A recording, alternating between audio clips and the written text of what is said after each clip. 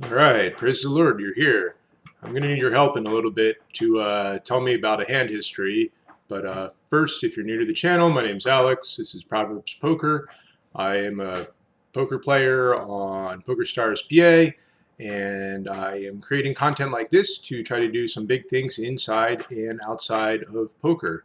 You may have not seen me on basically the tables recently. I haven't been playing too much. You've maybe not seen my content. This is actually my first video of 2020.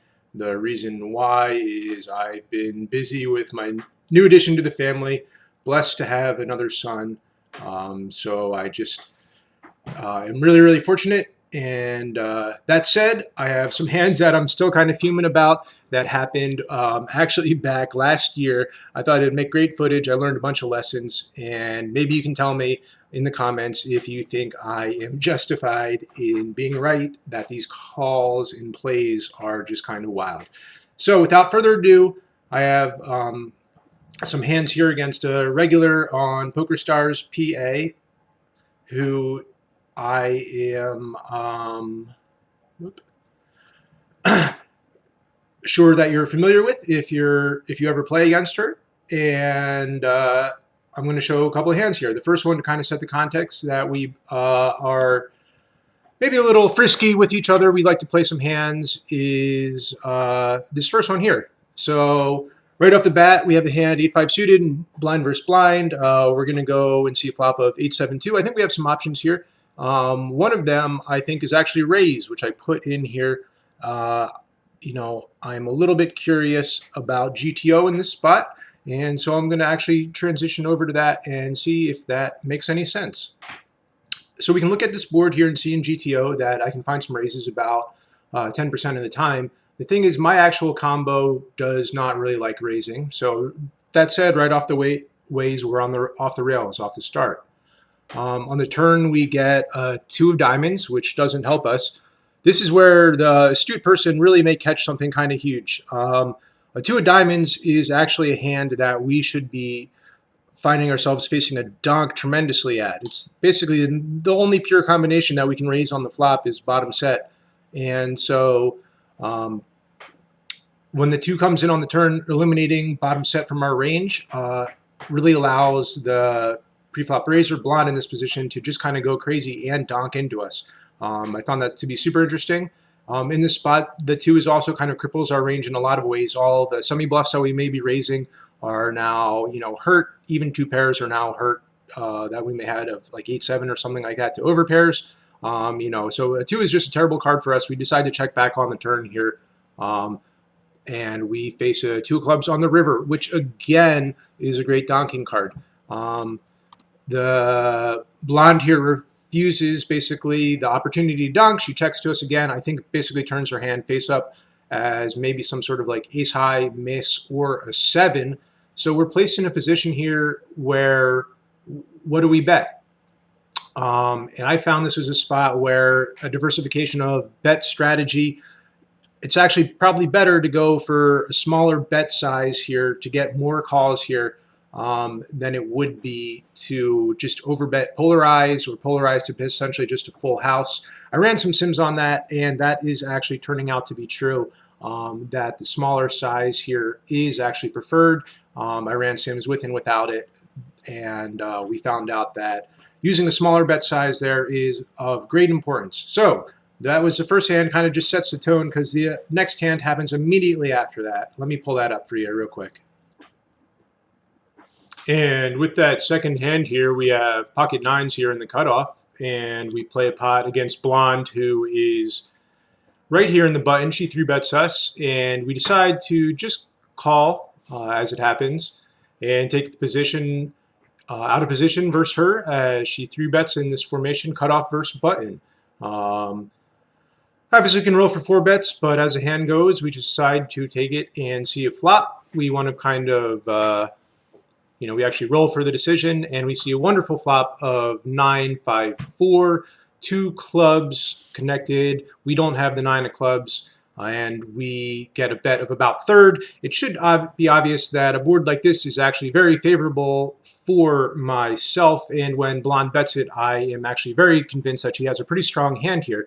And because she has such a strong hand, I actually default here away from what may be a fast playing strategy and solver recommended, which we'll take a look at right now, is that solvers are always going to play sets fast on this flop, and here's a deviation that I decided to play a bit slower on this one and just check call out of my range. I like to have stronger hands here on the turn and river against a player who I think is already very strong and going to be barreling again. So we get the queen turn, and blonde is check two again by myself. And here's where I plan to essentially spring my trap. And so with a large bet on her behalf, I wanted to see how often I could actually raise here and what solver would do. And it does raise about 10% of the time. Surprisingly, though, even if I'm check calling all of my sets on the flop, it doesn't use practically any combinations on the turn to check raise all in here, which I do. I put blonde to a call that I am almost certain she's going to make. I think her range has to be very strong here by barreling twice. We're looking at over pairs, obviously, combo draws, and 8 high. Okay, great hand. Blonde, you know, I just got to let you know, if you do manage to ever run that sim yourself, I've looked at it from a number of different ways. The call is essentially anywhere between -20 to -30 BBs, which is basically one of the worst calls I think you can make. Let me know, please, in the comments if you think that's a call that you just kind of have to side call and make two, or if you think it's terrible. If you think that my line is fishy, I'd love to hear what you think about your thoughts on that hand, because I was still tilted. 8 high for like 100 big blinds and gets there. So we have one more hand. It happens kind of right after that. And so for this last hand, we're faced with a spot where we're on the button with 8-7 suited of diamonds. Blonde opens four-handed, a little bit deeper, 150 bigs, so she's under the gun. We put in a 3-bet here, small one, claim our button, make it heads up, get some action, and we flop the absolute immortal nuts. 10-9-6 rainbow, backdoor diamond draw. The super nuts, we're applying hands and things that we learned. You know, if we are going to bet this flop, what do we know? We can't bet it that often. It's not great for our range. If villain has a hand here, they should fast play it often on the flop, because we didn't do that last time with the nines, as we learned. You know, basically, if you're going to slow play a set, keep slow playing it on the turn if you're out of position here, if you're blonde.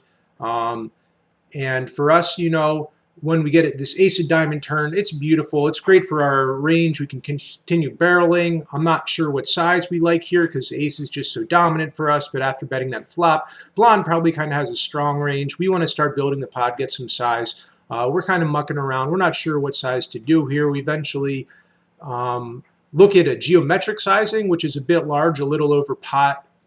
Doesn't make sense for our whole range, I think, to bet that size. So we go 3. After throwing out this bet size, we really like it a lot, because we don't want to say we're at the top end of our range. We want to put a little bit of wiggle room in here. So, you know, there's some room here for blonde to do something. Maybe, you know, we don't want to say we're at the top. So we just kind of wait. We think about maybe what she does. If she check raises all in here, do we snap? You know, of course we go for the snap here right away. We're not even too sure what she has here, what she's representing, but she's piling over 100 bigs here, and we have the nuts, plus redraws to crazy better nuts. So we're not worried about it at all. We're just trying to snap here, not think too much.